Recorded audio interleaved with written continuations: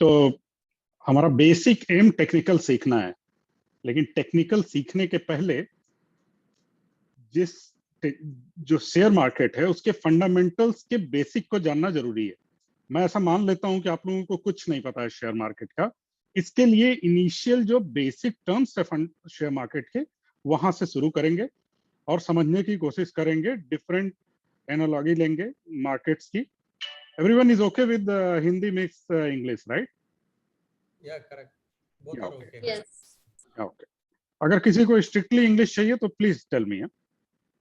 Okay, so basically fundamental है क्या? Fundamental word से हम क्या समझते हैं? किसी चीज के फंडामेंटल जानने से हमारा मीनिंग क्या है? Anyone like to add one word?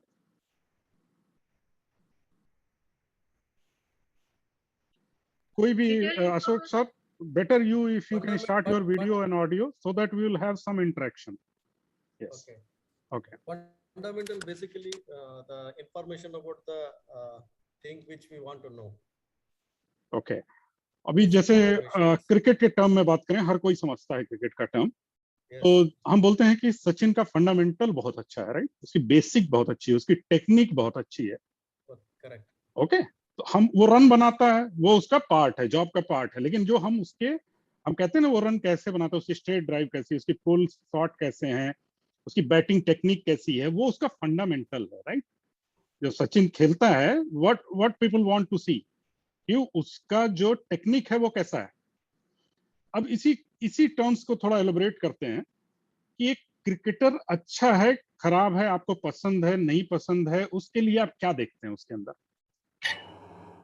सब कोई क्रिकेट देखता है, आईपीएल देखता है, हो सकता है कुछ लोग ना देखते हो, सॉरी, बट अगर आप कोई भी स्पोर्ट्स देखते हैं तो आप एक स्पोर्ट्समैन में क्या देखते हैं? क्यों आप उसको पसंद करते हैं? कैसे वो बॉल फेस करता है, उसका ट्रिक्स क्या है। तो पसंद करने से पहले ना आपने उसके ट्रैक रिकॉर्ड को देखा। कोई खिलाड़ी आपको पहले दिन डेब्यू पे पसंद नहीं आ जाता है। अगर वो अच्छे सिक्सेस मारता है, पहले ही दिन सेंचुरी बना देता है, या over the past 4 years 5 years वो अच्छे परफॉर्मेंस देता है, विनिंग कराता है, तो धीरे धीरे आपको क्या होता है, वो खिलाड़ी आपको या वो स्पोर्ट्समैन किसी भी पर्टिकुलर गेम में हो, वो आपको पसंद आने लगता है, राइट?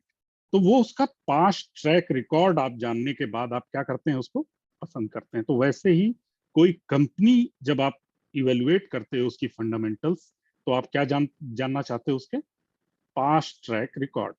तो जो भी बात करेंगे किसी भी फील्ड से रिलेटेड, अल्टीमेटली हम अपनी शेयर मार्केट पे अप्लाई करेंगे। तो अब पास्ट ट्रैक रिकॉर्ड जानना क्यों जरूरी है? क्योंकि वो हमको एक तरीके से आश्वस्त करता है, एक तरीके से हमको डिफाइन करता है कि ये इसका एवरेज 50 का है, इसका 50 का एवरेज है, मतलब हर इनिंग में ऑलमोस्ट 50 रन बना रहा है। तो अगर एक इनिंग में नहीं चला भी तो वो ऑन एवरेज 50 रन एवरेज कैसे आएगा? किसी मैच में सेंचुरी कर देगा। तो एवरेज उसके पास्ट ट्रैक के रिकॉर्ड से, उसके एवरेज के हिसाब से हमको पता है कि ये प्लेयर कंसिस्टेंट है। तो सेम विद द कंपनीज, जब कोई कंपनीज अच्छी होती हैं तो हमको उसके पास्ट ट्रैक रिकॉर्ड के हिसाब से पता होता है कि बैड टाइम में, बैड फेज में, अच्छे टाइम में ये कंपनी अच्छा परफॉर्म करेगी, क्योंकि उसका ट्रैक रिकॉर्ड सालों साल में बना है। हिंदुस्तान यूनिलीवर, मारुति, डाबर, मरीको, टीसीएस, इन्फोसिस, लंबे समय का ट्रैक रिकॉर्ड आपके सामने है। HDFC bank, right, HDFC, SBI, इन्होंने लंबे समय तक अपनी परफॉर्मेंस को दिखाया है। इससे हम जानते हैं कि इन कंपनीज का फंडामेंटल स्ट्रांग है। रिलेट हो रहा है? अब अगर सिर्फ हिस्ट्री की बात करें, उसके साथ साथ हम क्या देखते हैं, टाइम के साथ क्या आता है? आईपीएल आ जाता है। आईपीएल में क्या इंपॉर्टेंट हो जाता है? स्ट्राइक रेट कैसा है, उसकी फील्डिंग कैसी है। तो कंपनी की हिस्ट्री अच्छी है और उसके साथ साथ वो अच्छा परफॉर्म कर रही है, विद अच्छे मार्जिन से परफॉर्म कर रही है। फॉर एग्जाम्पल, अगर उसने 100 रुपीज का बिजनेस किया है कंपनी ने, तो उस पर अगर उसे 25 रुपीज की एट द एंड अर्निंग हो जाए तो वो अच्छा मार्जिन कहा जाएगा। एग्री? एक बैट्समैन ने रन बनाए, कितने स्ट्राइक रेट से बनाए, वो इंपॉर्टेंट हो जाता है कि उसने 50 बॉल फेस की और 70 रन बना दिए, 60 रन बना दिए। फॉर्मेट पे भी डिपेंड करता है किस फॉर्मेट पे हम देख रहे हैं। तो पास्ट ट्रैक रिकॉर्ड्स के हिसाब से उस कंपनीज में, उस प्लेयर्स में रिलायबिलिटी आती है। प्रेजेंट परफॉर्मेंस के हिसाब से उससे हमें क्या पता चलता है, उसका फॉर्म कैसा है। कई बार हमारे पास 30 प्लेयर्स के पूल होते हैं और वर्ल्ड कप में जाना होता है, इंग्लैंड टूर पे जाना होता है, तो उसमें से कुछ 15 प्लेयर्स को चूज करते हैं। तो वो 15 प्लेयर, 30 में से 15 कैसे सेलेक्ट होते हैं, उनका रीसेंट परफॉर्मेंस देखा जाता है कि अच्छा ये ट्रॉफी हो रही थी और ये प्लेयर अभी फॉर्म में है। कोई अच्छा प्लेयर होता है वो ड्रॉप कर दिया जाता है क्योंकि रीसेंट फॉर्म उसका अच्छा चल नहीं रहा होता है। तो हिस्ट्री, एक लंबे समय की हिस्ट्री उस प्लेयर्स की स्टोरी बिल्ड करती है, उस कंपनी की स्टोरी बिल्ड करती है। रिसेंट टाइम में उसकी परफॉर्मेंस जो है उसका फॉर्म डिसाइड करती है। लास्ट 4 क्वार्टर में कंपनी ने कैसा किया है, लास्ट 6 क्वार्टर्स में कंपनी ने कैसा किया है, वो उसका रिसेंट का फॉर्म बताती है। कोई कंपनी के फंडामेंटल्स बहुत अच्छे हो सकते हैं, लेकिन अगर रिसेंटली उसकी परफॉर्मेंस किसी भी रीजन से, कोविड हो गया, एक्सपोर्ट बंद हो गया, इंपोर्ट बंद हो गया, I am just giving one arbitrary argument, कोई एक रीजन सडन ऐसा आ सकता है कि फॉर टाइम बीइंग वो कंपनी की परफॉर्मेंस खराब हो सकती है। तो जब कंपनी की परफॉर्मेंस खराब होगी तो इमीडिएटली उसके शेयर परफॉर्मेंसेस भी डाउन हो सकते हैं। तो इसके लिए हिस्ट्री जानना भी जरूरी है और उसके रिसेंट टाइम को भी जानना बहुत जरूरी है। तो इसी तरीके से हम अपना फंडामेंटल्स की स्टोरी धीरे धीरे बिल्ड करेंगे। फंडामेंटल में अल्टीमेटली हम देखते क्या है किसी भी कंपनी का, तो शेयर मार्केट पे आ जाते हैं, प्रोडक्ट देखते हैं। एक कंपनी बना रही है, हम कंपनी का शेयर लेने जा रहे हैं, वो प्रोडक्ट क्या बनाती है। फॉर एग्जाम्पल कोई कंपनी कंज्यूमर ड्यूरेबल्स बनाती है, कोई कंपनी वाइट गुड्स बनाती है, एयर कंडीशनर, रेफ्रिजरेटर, कोई कंपनी आईटी सॉफ्टवेयर की कंपनी है, टीसीएस, इन्फोसिस है। तो there are thousand and thousands of product. हम ये एनालिसिस डेली बेसिस पे करते हैं। हम एक बिस्किट खरीदने जाते हैं, अपनी शॉपिंग करने जाते हैं वीकली, क्या करते हैं, नहीं ब्रिटानिया का ये 50-50 अच्छा है, राइट, हम तुरंत कंपेयर करते हैं। कंपेयर करना हमारी नेचुरल हैबिट है। हर चीज में हम क्या करते हैं, एवरीडे हम शॉप करने जाते हैं, 2 शूज देखते हैं, कंपेयर करते हैं, अच्छा इसका कंफर्ट अच्छा है, इसका प्राइस अच्छा है, राइट। तो इमीडिएटली हमारे पास प्रोडक्ट में ऑप्शंस आ जाते हैं। कोई भी प्रोडक्ट हम खरीदने जाते हैं आज के डेट में, हार्डली कुछ ऐसे प्रोडक्ट होंगे जिनमें हमारे पास चॉइसेस नहीं है और हम चॉइस चाहते भी नहीं है। ऐसे कुछ प्रोडक्ट्स का नाम कोई लेगा कि जिनमें हार्डली चॉइसेस हैं और हमें चॉइसेस चाहिए भी नहीं, जो अवेलेबल है that's very good, tell me. ऐसे बिजनेस को मोनोपोली बिजनेस कहते हैं। कोई एक बिजनेस बताइए।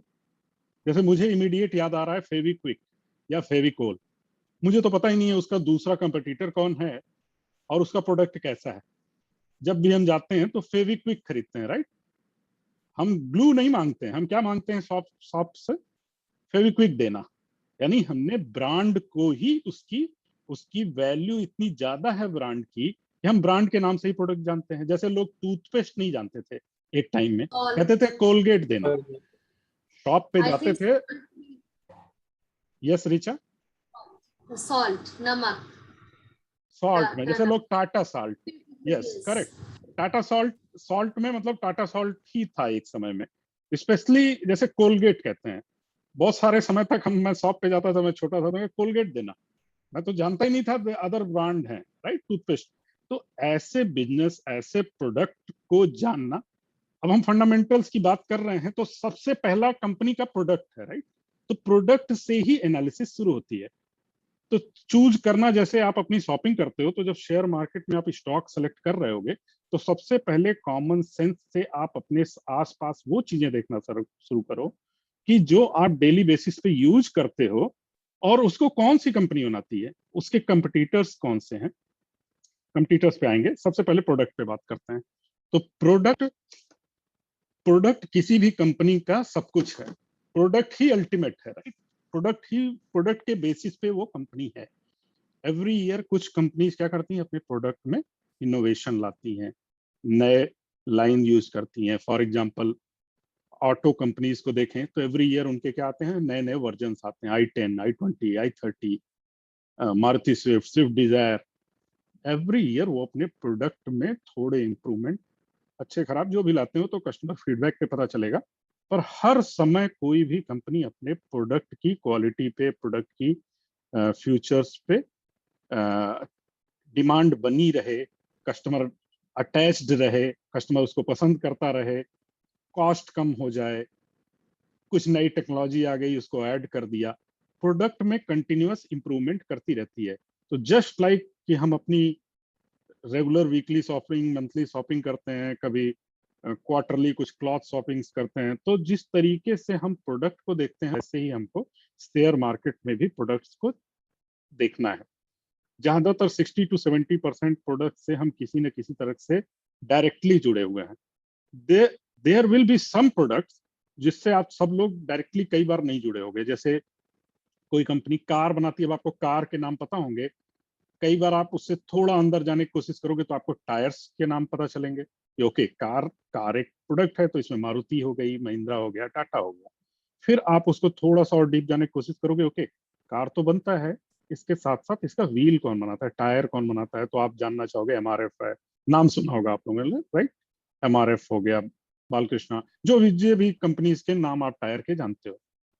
तो बेसिक क्या है, आप किसी प्रोडक्ट के बारे में सोचना शुरू करोगे तो आपको प्रोडक्ट वन बाय वन निकलने शुरू हो जाएंगे। अब एक कार बनती है वो 1000 प्रोडक्ट से बनती है। नॉर्मल लाइफ में हम लोग सिर्फ कार जानते हैं, फिर जैसे जैसे उसको अंदर जाना चाहेंगे, Google is a best helper. कि आप अगर जानना चाहें वाइपर कौन सी कंपनी बनाती है, क्या वाइपर ऐसा प्रोडक्ट है जिसपे आपकी प्रोडक्ट पे हमारी ब्रांड के नाम से हम खरीदते हैं या सिंपल वाइपर के नाम से खरीद लेते हैं, तो उससे आपको प्रोडक्ट की ब्रांड वैल्यू समझ में आएगी कि कहाँ ब्रांड डोमिनेट करते हैं और कहाँ पे नहीं करते हैं। अब कार है, कार का ग्लास है, मिरर्स हैं, राइट? तो वो कौन सी कंपनी बनाती है? कार है, कार के अंदर एसी है, तो वो कौन सी कंपनी बनाती है? अगर हम छोटे छोटे पार्ट्स में किसी भी प्रोडक्ट को सोचना शुरू करेंगे, किचन है, किचन में क्लीनिंग के इक्विपमेंट्स आते हैं, 3M करके एक कंपनी है, राइट? मल्टीपल्स ऐसे आइटम्स बनाती है जो आप लोग स्कॉच बाइट यूज करते हैं किचन में, वो 3M कंपनी बनाती है। तो जैसे ही अपने आसपास देखना शुरू करेंगे एवरीडे यूजेबल आइटम, हम प्रोडक्ट तक पहुंच सकते हैं कि कौन से प्रोडक्ट के शेयर में हमको इंटरेस्टेड होना चाहिए, क्योंकि अल्टीमेटली हम जो डेली कंज्यूम कर रहे हैं किसी भी तरीके से, उसमें हमको प्रोडक्ट की इंफॉर्मेशन होती है कि अगर हम आज के डेट में कोलगेट खरीद रहे हैं तो जरूर हमको कोलगेट पसंद है, और हमको पसंद है तो ऐसे बहुत सारे लोग होंगे जिनको पसंद होगा, यानी कोलगेट की डिमांड बनी रहेगी। तो इस तरीके से किसी भी प्रोडक्ट की फंडामेंटल फिल्टर आप कॉमन सेंस के जरिए कर सकते हैं। अब प्रोडक्ट आता है तो हर डिफरेंट सेक्टर्स हैं। कोई डेली कंजप्शन का, जैसे हमने सेक्टर बात किया, अब आप fridge, AC, television, mobile, multiple चीजें डेली यूज कर रहे हो जो डिफरेंट सेक्टर्स की हैं। ऐप यूज कर रहे हो, यानी सॉफ्टवेयर आप यूज कर रहे हो, वो कोई कंपनी बना रही है। जोमेटो अभी जैसे रिसेंट एग्जांपल है, जोमेटो की वैल्यूएशन मोर देन, अब इस तरीके से समझ लीजिए कि अकेले जोमेटो की वैल्यूएशन जो है वो सारी जितनी और फूड बिजनेस में जितनी कंपनीज लिस्टेड हैं उन सबके वैल्यूएशन से ज्यादा एक जोमेटो को वैल्यूएशन मिली है, मार्केट ने दी है। तो प्रोडक्ट इनोवेशन, एक नया प्रोडक्ट आना, एक्चुअल प्रोडक्ट प्रोडक्ट इनोवेशन है क्या? कोई एक प्रॉब्लम है कस्टमर की, उसको डिफाइन करके उसको सर्विस दे देना प्रोडक्ट इनोवेशन है। फूड डिलीवरी, फूड था, डिलीवरी की प्रॉब्लम थी, बहुत सारे लोग जाना नहीं चाहते थे या घर में बैठे फूड ऑर्डर करना चाहते हैं। अभी बाहर गर्मी है, मौसम खराब है, रास्ता खराब है, कभी अचानक से पार्टी हो गई, कोई घर पे आ गया, तो इस प्रॉब्लम को किसी ने समझा कि फूड डिलीवरी एक अच्छा बिजनेस हो सकता है, तो उसने बिजनेस मॉडल डेवलप किया, और उस बिजनेस मॉडल पे आज एक company with in few year में ऑलमोस्ट टॉप 20 कंपनीज में लिस्टिंग के साथ ही आ गई। 1 लाख करोड़ के ऊपर ऑलरेडी उसका वैल्यूएशन हो गया है। तो डिफरेंट सेक्टर अपने आसपास, अपने ही घर में, अपने आसपास जितनी चीजें नजर डालेंगे हमको कंपनीज के दिखेंगे। अभी जैसे टायर की बात की थी मैंने, कि कार है तो टायर है, तो स्टीयरिंग व्हील है तो उसके सेफ ग्लासेस हैं, और सेफ्टी के लिए जो एयरबैग्स यूज हो रहे हैं, तो जितना देखते जाएंगे, हर एक जहां पे भी हम नजर डालेंगे वो कोई एक प्रोडक्ट है, और उस प्रोडक्ट को बनाने वाली 4 कंपनीज होंगी। तो प्रोडक्ट डिफाइन करना, उसकी कंपनी को गूगल से सर्च कर लेना, और उसके बारे में क्या फंडामेंटल्स चेक करने, वो आगे हम सीखेंगे। अब कोई कंपनी है, उसको वैल्यूएशन, उसके शेयर मार्केट में इंटरेस्ट हमको क्यों लेना है? क्योंकि वो कोई सेल कर रही है, कोई क्वांटिटी, वो कोई प्रॉफिट बना रही है। अल्टीमेटली जब हम शेयर खरीदते हैं तो हम उसके पार्टनर। शेयर क्या है? कोई एक्स कंपनी आज को आपने बना दी, मान लीजिए अशोक सर ने कल एक कंपनी बना दी, और मैं कहता हूं मैं आपसे पार्टनरशिप चाहता हूं इस कंपनी में। तो वो कहेंगे कि मेरे कंपनी की जो वैल्यूएशन है 1 करोड़ है, अगर तुम 10 लाख रुपीस देते हो तो मैं इस कंपनी के 1 लाख रुपए के 100 शेयर बना के डिफाइन कर दूंगा लीगली, और 10 शेयर मैं तुम्हें दे दूंगा। तो मेरी कंपनी में, उनकी कंपनी में 10% की हिस्सेदारी हो जाएगी। यानी शेयर खरीदते हैं तो हम क्या करते हैं? उनकी हिस्सेदारी खरीद लेते हैं। कोई बड़ी कंपनी है, अब उसके 1 लाख करोड़ की वैल्यूएशन है, 10,000 करोड़, 10 लाख करोड़, और उसके जितने शेयर हम खरीदते हैं उतने परसेंट की हमारी हिस्सेदारी हो जाती है। तो जब भी हम शेयर खरीदते हैं, एक्चुअल में हम उस कंपनी के हिस्सेदार बन जाते हैं। तो हम हिस्सेदार बनना क्यों चाहते हैं?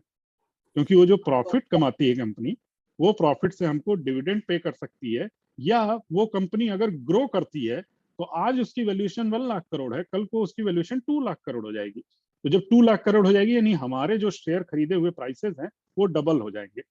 तो किसी भी कंपनी में हम वैल्यूएशन की हिस्सेदारी चाहते क्यों है? क्योंकि वो कंपनी ग्रो करे तो हमारे शेयर प्राइसेस बढ़ जाएंगे, तो हम प्रॉफिट में उसको सेल कर पाएंगे।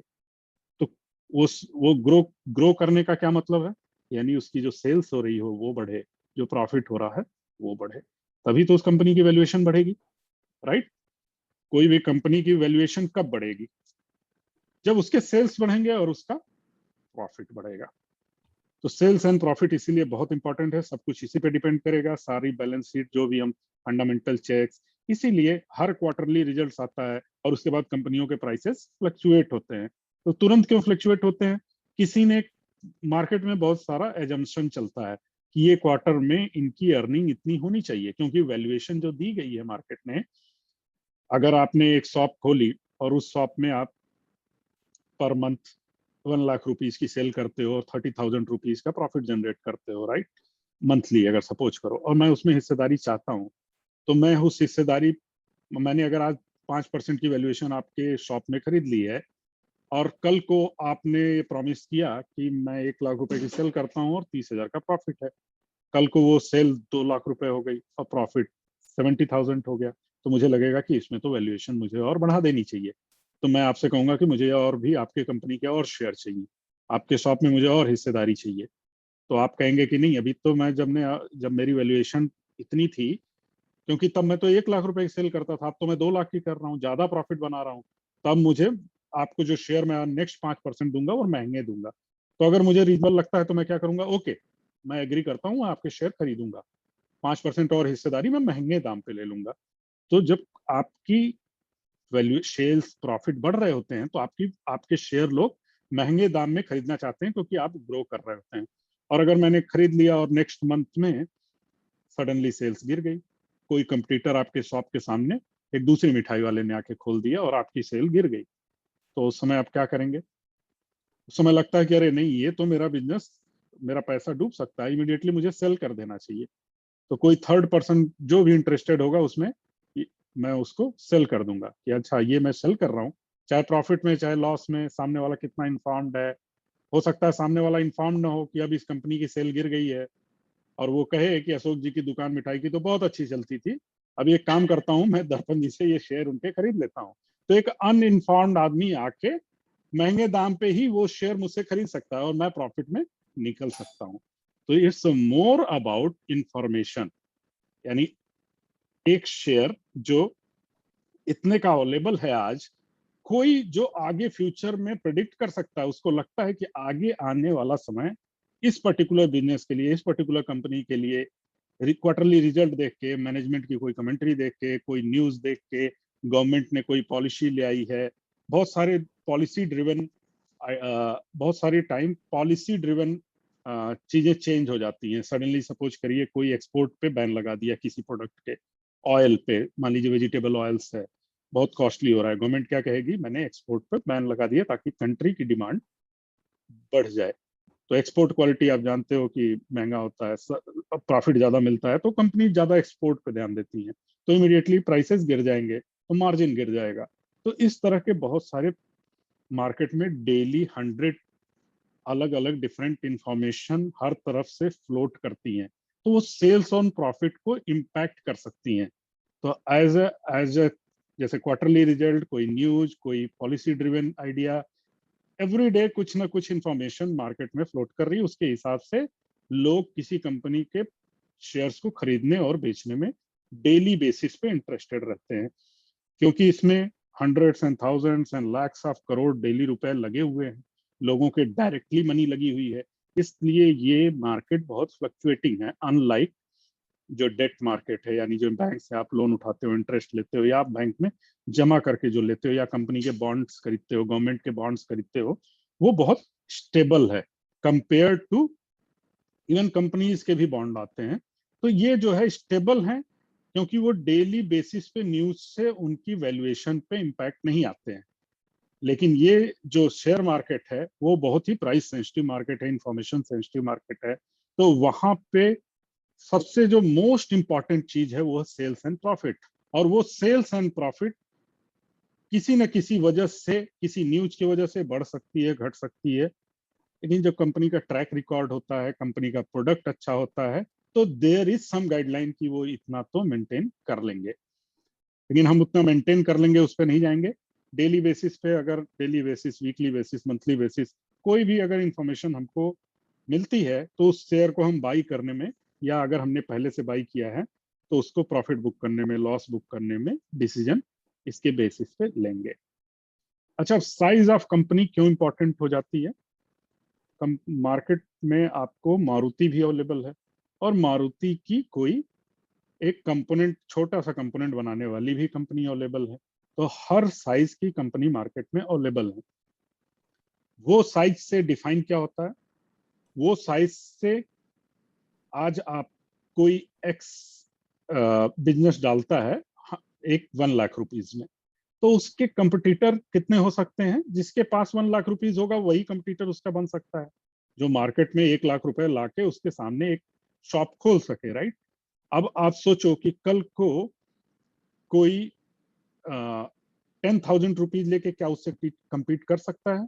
नहीं कर सकता है, क्योंकि उसकी साइज, उसकी मार्केट में उसकी स्केल, प्रोडक्ट रिक्वायरमेंट बड़ी है। तो जो कंपनी जितनी बड़ी होती है in terms of market size, उसके, आप इमेजिन करिए कि जैसे हम, ब्रिटानिया है, उसके प्रोडक्ट कितने कंट्रीज में यूज कर रहे हैं, राइट? इंपोर्ट एक्सपोर्ट कर रही है, उसका अपना एक प्रोडक्ट साइज है। कल को एक एक्स बिस्किट कंपनी आके आसानी से उसको रिप्लेस नहीं कर सकती।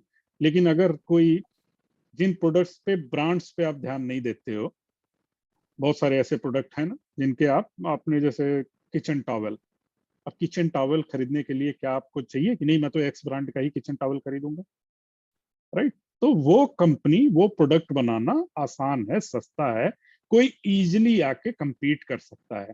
बहुत सस्ते में कोई एक टॉवल बनाने की कंपनी खोल सकता है, एक छोटी सी मशीन लगा के खोल के compete कर सकता है। अगर वो इंटरनेशनल लेवल पे compete नहीं कर पाएगा तो एक लोकल लेवल पे compete कर जाएगा। सोचिए एक डिस्ट्रिक्ट में कोई एक छोटी सी कंपनी डाल के, और सपोज करिए मिल्क का डिस्ट्रीब्यूशन सिस्टम खड़ा कर दे, मिल्क, एक 1 लाख लीटर मिल्क की कैपेसिटी बना के, और वो डिस्ट्रीब्यूट करने लगे, तो वो क्या होगा, एक छोटे लेवल पे ही जो ब्रांडेड कंपनी है उनको compete कर सकता है, अगर वो बिजनेस शुरू करना आसान है। आप एक कार बनाने की कंपनी रातों रात नहीं खड़े कर सकते, राइट? लेकिन एक कार वॉश की कंपनी आप इमीडिएटली अपनी कंपनी, अपने डिस्ट्रिक्ट में कुछ लाख रुपए के सेटअप पे खड़ी कर सकते हो, कार वॉश की। तो एक कार वॉश की कंपनी को compete करना आसान है। तो प्रोडक्ट साइज ऑफ कंपनी इसलिए बहुत इंपॉर्टेंट हो जाती है। अब ये क्यों, हम साइज पे क्यों हमको इंपॉर्टेंट है? जब भी हम कोई इन्वेस्टमेंट करते हैं, तो जैसे बैंक में हम एफडी कर देते हैं 5 साल, 7 साल, 8 साल, 10 साल के लिए, तो most of the our investment is also like, हम रोज रोज तो कई बार बहुत सारे इन्वेस्टर्स डेली बेसिस पे बाइंग सेलिंग नहीं कर सकते, और उनको चाहिए कि मेरी money over the period grow हो। तो वो ऐसी कंपनी में इन्वेस्ट करना चाहेंगे जो अगले 5 साल तक सरवाइव करे, ग्रो करे। तो ऐसी कंपनी, कौन सी कंपनीज हैं जो ग्रो करेंगी? जो कंपनीज ऑलरेडी बहुत बड़ी हो चुकी हैं, राइट? जैसे अगर फिर क्रिकेट के टर्म में आते हैं, एक बार एक क्रिकेटर ने 5000 रन क्रॉस कर लिए, क्या चांसेस हैं कि वो 10,000 भी क्रॉस कर लेगा?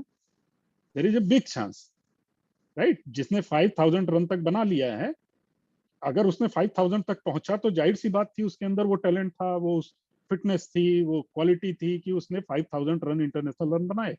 तो उसके सरवाइव करने के 10,000 रन तक ज्यादा चांस है। और एक नया खिलाड़ी आया जिसने 500 रन बनाया, अभी उसको पता ही नहीं है आपको कि वो साउथ अफ्रीका में कैसा खेलेगा, न्यूजीलैंड में कैसा खेलेगा, जब बॉल स्विंग करेगी तो कैसा खेलेगा, आपको नहीं पता है।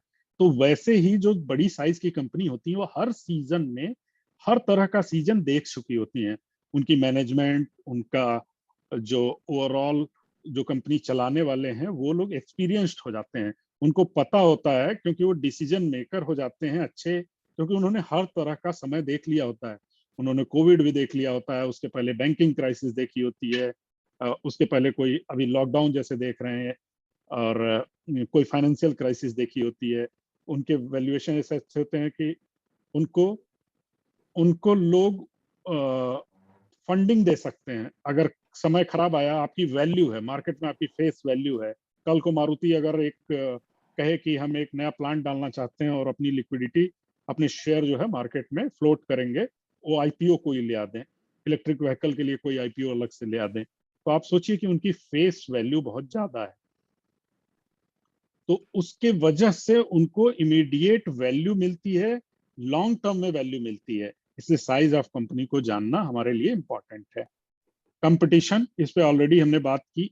एक बिजनेस है जिसमें इजीली कोई compete कर सकता है, तो इजीली compete करने वाले बिजनेस को वैल्यूएशंस कम मिलती है, यानी उसके शेयर प्राइस को उसकी अर्निंग के अगेंस्ट जो वैल्यू मिलेगी वो उतनी वैल्यू नहीं मिलेगी जो मोनोपोली प्रोडक्ट को मिलेगी। जैसे अभी हमने बात की, जैसे फेविक्विक या फेविकोल की बात की। जैसे अगर पेंट में ध्यान दें तो Asian paint and hardly 2-3 paint कंपनियों के नाम आप बता सकते हैं, क्योंकि वो कंपनी जो है अपने आप को बहुत ही सालों साल में स्टैब्लिश कर ली है और अपना बिजनेस मॉडल उन्होंने ऐसा बना दिया है कि उनको compete करना आसान नहीं है। जिस तरीके से भी उन्होंने मैनेजमेंट ने प्रोडक्ट क्वालिटी की वजह से, प्रोडक्ट इनोवेशन की वजह से, एक एक ऐसे बिजनेस में इन्वेस्ट करना जहां कंपटीशन कम हो, वो ज्यादा फेवरेबल रहेगा हमारे शेयर प्राइस के पर्सपेक्टिव से। जैसे अब ये कंपटीशन कम दो वजहों से हो सकता है, डिमांड ही ना हो तो कोई क्यों कंपटीशन करने आएगा। तो वो, तो अगर एक आपने एक ऐसा बिजनेस खोला जिसमें आपको कोई कंपटीशन नहीं है, डज नॉट मीन कि ये ग्रो ही करेगा। डिमांड ही नहीं होगी इसलिए कंपटीशन नहीं होगा। लेकिन कई बार क्या होता है, जो बोलते हैं ना अर्ली बर्ड ज्यादा वो दाने पा जाती है। अब अर्ली बर्ड होने का कई बार हर कई सेक्टर्स में एडवांटेज मिलता है। फॉर एग्जांपल आईटी कंपनीज जब 1980s में इंडिया की खुली, तो उस समय वो कंपनीज जो है अपने सेक्टर की नई कंपनीज थी, राइट? तो उनके ग्रो के चांसेस बहुत ज्यादा थे। तो इनिशियल स्टेज में जब कंपटीशन कम हो या जब वो ग्रो कर रही हो, उसी से समय पे उनको चूज करना हमारे लिए प्रॉफिटेबल हो सकता है। अब बहुत सारे एग्जांपल ले सकते हैं। कोई किसी कंपटीशन लेस कंपटीशन वाले कुछ प्रोडक्ट्स का नाम बताएगा? Yes everyone, one example etch. Sir laptops. Laptops में आपको लगता है कंपटीशन कम है कि ज्यादा है?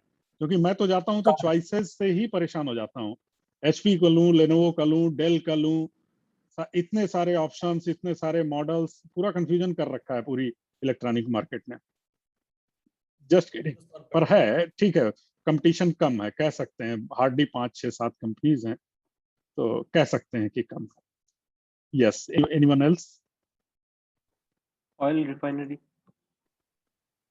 ऑयल रिफाइनरी, या किसी ने भेजा Google. Google, yes, Google is monopoly का अगर एग्जांपल है तो गूगल है। यस, हम हर चीज गूगल करते हैं, सर्च नहीं करते हैं, हम गूगल करते हैं। तो हम टूथपेस्ट नहीं करते, हम कोलगेट करते हैं, राइट? तो ऐसे ही हम गूगल करते हैं। तो ऐसे पता चलता है कि तो बेसिक एडवांटेज क्या है कंपटीशन देखने से।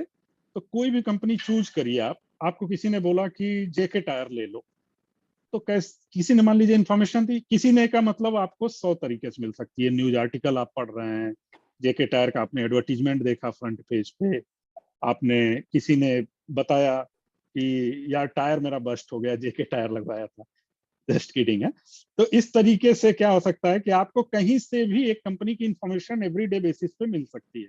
तो सबसे पहला काम आपका हो सकता है, क्या करना चाहिए, बहुत सारी वेबसाइट अवेलेबल हैं, लिंक मैं दूंगा, आपको वहां जाके देखना है कि इसके कंपटीटर कौन है और वो क्या कर रहे हैं। ये बहुत अच्छा है, ये मेरे मोहल्ले का सबसे अच्छा क्रिकेटर है, वो इंपॉर्टेंट नहीं हुआ। नेशनल टीम की बात करेंगे, वर्ल्ड लेवल पे बात करेंगे, राइट? तो वो एक छोटे से गांव का कोहली नहीं बनना है। हमको पता चलना चाहिए कि अच्छा इसके साथ कौन खेलता है, ये सेंचुरी मारता है, इसके इसके अगेंस्ट बॉलर कौन है। ऐसा तो नहीं अपने 6 साल के भाई के अगेंस्ट वो सेंचुरी मार रहा है।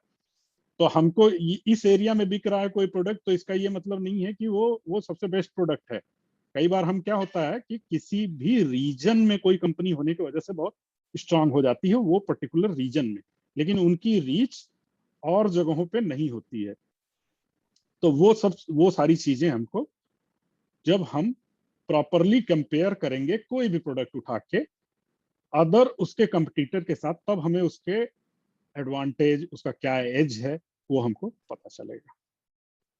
और मोस्ट इंपॉर्टेंट चीज जिसको मुझे नंबर 1 पे लिख देना चाहिए, और वो नंबर 1 है भी, लीगल एंड एथिकल इश्यूज। तो कोई कंपनी किसी लीगल इश्यूज में अगर इन्वॉल्व है तो आपके शेयर प्राइसेस 0 हो सकते हैं। तो अगर आप कोई भी कंपनी चूज करते हो, आप इस तरीके से समझो कि कोई लीगल केसेस हार सकता है, राइट? उसकी की पूरी कंपनी बैंक जब्त कर सकता है। कोई दूसरा आदमी क्लेम कर सकता है कि नहीं, ये तो मेरे फादर ने मुझे वसीयत में लिखी थी और मैं छोटा था ना, वो फिल्में देखी ना आपने, तो राज सिंहासन पे वो मंत्री का बेटा बैठ जाता था, तो वैसा भी हो सकता है।